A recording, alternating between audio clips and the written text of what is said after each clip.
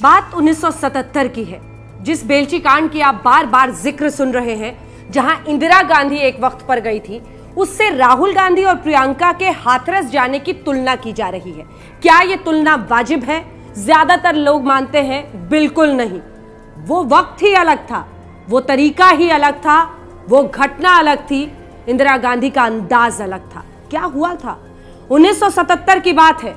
इंदिरा गांधी सत्ता खो चुकी थी, जनता पार्टी की सरकार थी, मोरारजी देसाई देश के प्रधानमंत्री थे, लगभग 8 महीने हो चुके थे, बिहार में चुनाव होने वाले थे विधानसभा के, तभी वहां पर बेलची कांड हुआ था।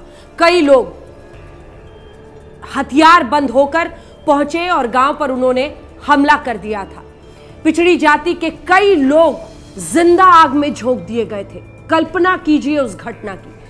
14 साल का एक लड़का था, वो किसी तरह से आग से भागने की कोशिश कर रहा था, उसे वापस आग में जिंदा धकेल दिया गया था। उसकी चीखों ने जैसे पूरे देश को झकझोर दिया था। इंदिरा गांधी ने समझ लिया था कि ये वो मौका है जिसके जरिए वो एक बार फिर से जमीनी राजनीति से जुड़ सकती है।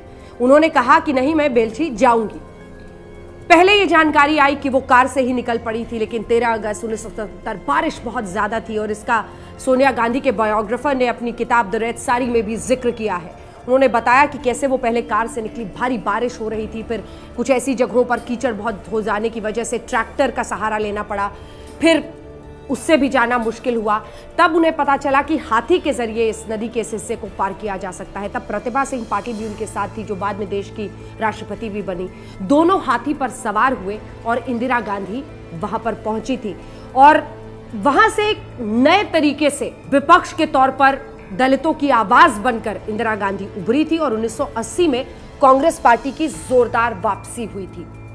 वो वक्त अलग था, वो घटना अलग थी, वो तरीका अलग था। इसीलिए ज्यादातर एक्सपर्ट्स जिनसे आप बात करें, क्योंकि जब राहुल गांधी और प्रियंका हाथरस जा रहे थे तो अक्सर आपने कई पत्रकारों को इससे तुलना करते हुए देखा होगा कि क्या ये वही दलितों की राजनीति, उनके हक की बात करने की राजनीति बनकर सत्ता परिवर्तन में बड़ा कदम होगा। ज्यादातर लोग यही मानते हैं कि इन दोनों घटनाओं की तुलना करना बिल्कुल सही नहीं है, क्योंकि उस वक्त की परिस्थितियां अलग थी और इंदिरा गांधी जिस तरह की आवाज बनकर गई थी, क्योंकि उसके बाद कांग्रेस के कार्यकर्ताओं में जबरदस्त जोश आया था।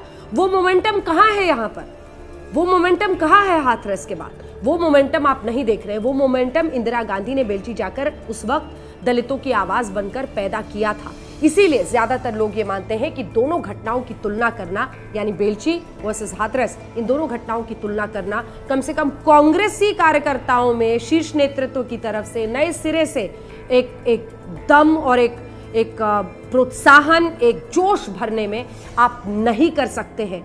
कहां बेलची एक निर्णायक मोड़ साबित हुआ इंदिरा गांधी के लिए, वहीं पर ऐसा मोमेंटम हाथरस के बाद अभी तक तो नहीं दिख रहा।